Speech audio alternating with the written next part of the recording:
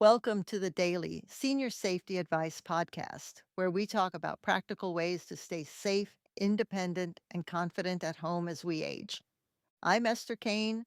I'm a retired occupational therapist, a certified aging in place specialist, and a dementia care specialist. Before we begin, I want to mention my new book series, The Stoic Caregiver. It's 3 volumes written for people caring for someone they love.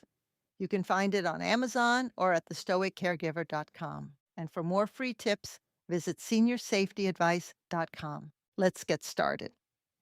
Today's episode is titled When You Can't Fix It: How Caregivers Find Peace Without Giving Up. This is a topic that is a little different. Not grab bars, not lighting, not fall prevention. I want to talk about what happens inside you when the problem in front of you cannot be solved. Because most of us who end up caregiving are fixers. That's usually why we got the job in the family. We're the one who handles things. We make the calls, we read the paperwork, we find the answer, and that works beautifully right up until it doesn't.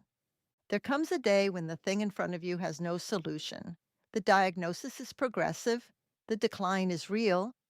Your mother will not agree to move. Your husband does not remember your name this morning. Your brother, who lives 4 hours away, is not going to step up. He's just not.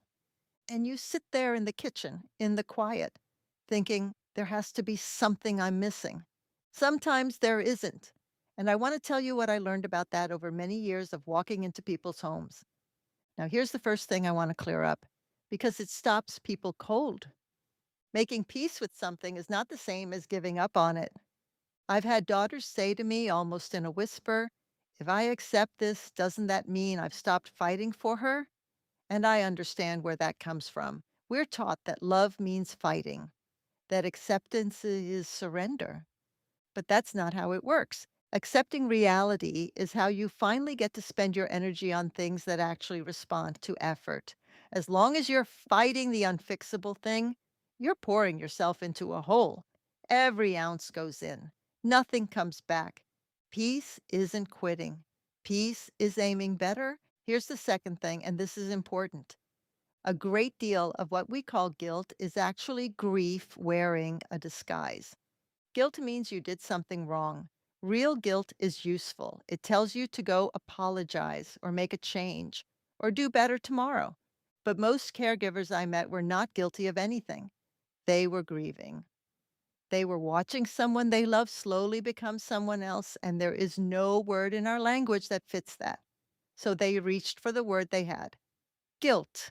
If you find yourself saying, I should have caught it sooner, or I should be more patient, I gently ask you to sit with a different sentence. Try this instead. I am sad. This is very sad.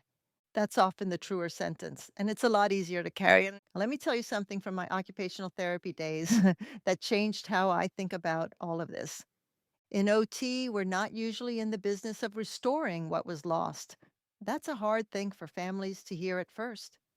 They want the person back the way they were. Of course they do. What we do instead is adapt. We change the task, we change the tool, we change the room, so the person can still do the thing that matters to them, just differently. And every single time I did that well, something interesting happened. The family stopped grieving quite so hard, not because the loss got smaller, because they finally had somewhere useful to put their hands. That's the whole idea. When you can't change the situation, change what you're reaching for. So let's get practical about it. Here's something I'd like you to try. Take a piece of paper, draw a line down the middle. On the left side, write down everything about your situation that you actually control. On the right side, write everything you don't. Be honest. The disease goes on the right. How fast it moves goes on the right. Whether your sister ever helps goes on the right. Whether your father agrees with your decisions, most days goes on the right. But look at what lands on the left, whether the hallway is lit tonight, whether you eat something today, whether you speak to him gently even when he's difficult, whether you call the doctor's office back, whether you ask for help. That's a real list. Uh, those are real levers. And here's what I've watched happen 100 times. People do this exercise expecting to feel worse.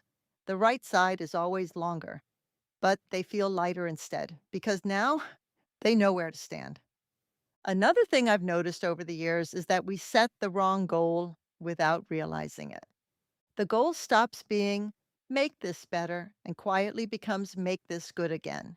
And good again isn't available. So every day feels like a failure. Try shrinking the goal, not to the year, not to the month, to this afternoon. Can this afternoon be comfortable?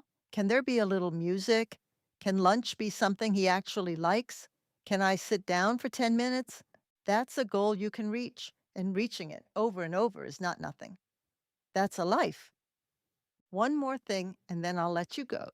You are allowed to put some of this down, not all of it, some of it. Call the area agency on aging. Ask about respite care. Let the neighbor bring the casserole. Say yes when someone offers, even if they do it worse than you would.